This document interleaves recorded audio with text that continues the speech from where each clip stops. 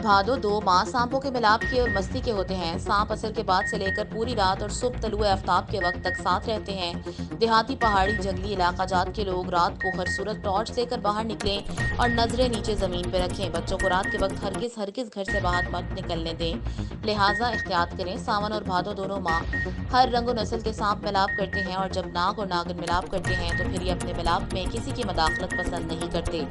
सांपों के मिलाप के औकात नोट कीजिए। सांप असर के बाद से लेकर पूरी रात और सुबह तलुए आफ्ताब के वक्त तक साथ रहते हैं, फिर महदूद फासले पे दूर हो जाते हैं, फिर दोबारा असर के वक्त मिलाप करते हैं। देहाती, पहाड़ी, जंगली इलाका जात के लोग सावन भादो में ये 2 माह सावन भादो तक असर के बाद से लेकर मुकम्मल रात और तलुए आफ्ताब तक निहायत एहतियात करें।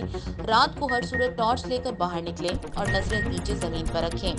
बच्चों को रात के वक्त हरगिज घर से बाहर मत निकलने दें, बल्कि घर में अगर पौधे, दरख्त या घास वगैरह है तो इनके पास भी मत जाने दें।